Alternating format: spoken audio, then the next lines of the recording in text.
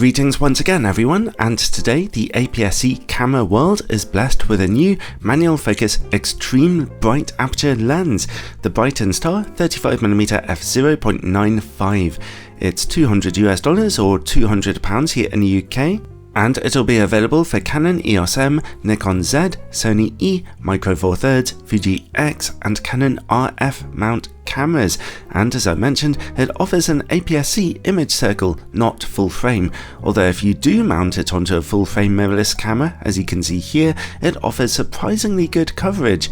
I'd like to thank Brightin Star for sending me one of these lenses for testing, although as usual, this will be a totally independent review. We'll be looking at its strengths as well as its weaknesses. But one weakness it won't have will be in getting beautiful looking images with deeply out of focus backgrounds. It is a unique pleasure to shoot at f/0.95. There's always something a little magical about that number, and as well as offering fantastic background separation, it means you can more easily shoot in darker conditions. The challenge here will be in properly manually focusing the lens, which will slow you down and kind of limit you to shooting still rather than moving subjects.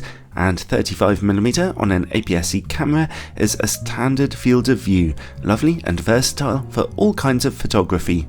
The lens itself is small, metallic, tough, and at 370 grams or a bit under a pound, it has a little weight to it. It's dead simple, it's all based on a metal lens mount in a cool looking gunmetal grey colour, but with no weather sealing. Then comes the manual focus ring. I found it turning smoothly and just precise enough for manually focusing at f/0.95, but remember, without wanting to blow my own trumpet, I've had more practice than most people at doing this, so manually focusing this thing may well take a less experienced photographer some getting used to. As you can see here, the lens suffers from significant focus breathing. Then, at the top of the lens comes the aperture ring. At wider angles it turns with nice gentle clicks at every half an f-stop of aperture. However, between f4 and f16 the spacing is seriously bunched up, which is mildly annoying if you like to work at darker apertures. Unfortunately, there's no lens hood with this optic. Let's hope its work against bright light isn't too bad. The lens's front filter size is 52mm and it doesn't offer EXIF information or image stabilization or anything like that. Overall, it's standard build quality here for an inexpensive manual focus lens, which isn't necessarily such a bad thing. So let's move on and look at image quality. I'll be testing it out today on a 24MP APS-C Sony mirrorless camera. In-camera corrections are not available with this lens.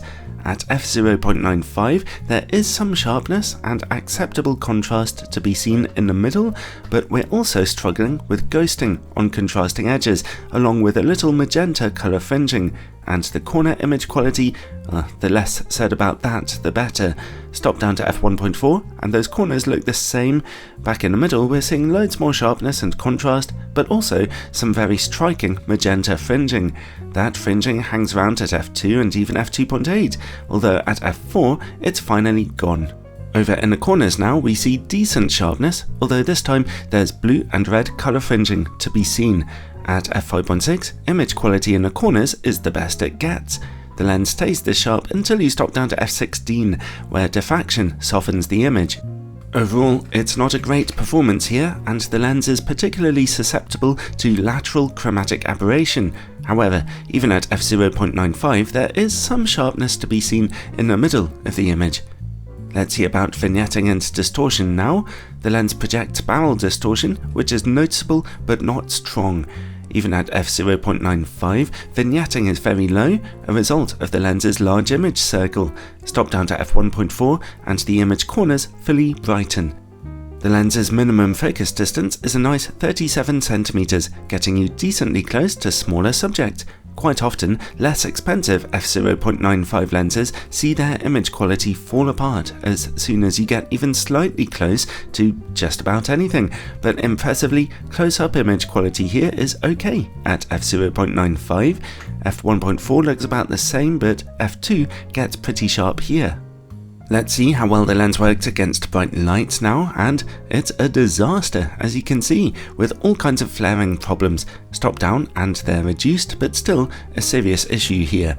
And while we're working in the dark, let's take a look at chroma levels.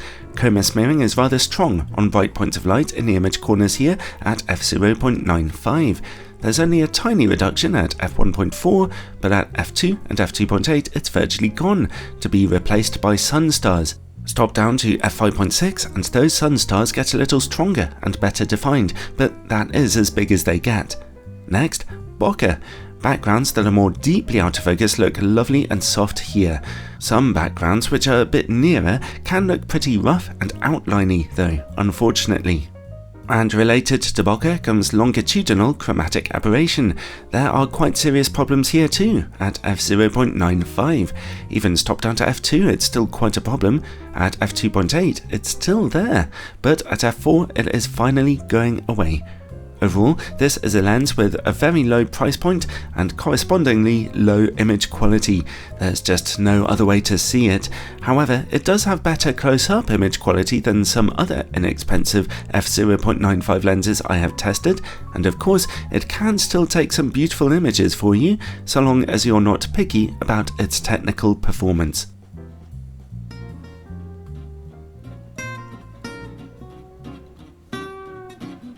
Alright, thanks for watching everyone, and as usual, a huge thanks to all my supporters over on Patreon, who have made such a difference in keeping this channel going, sponsorship free, for so many years now. Check it out in the description below.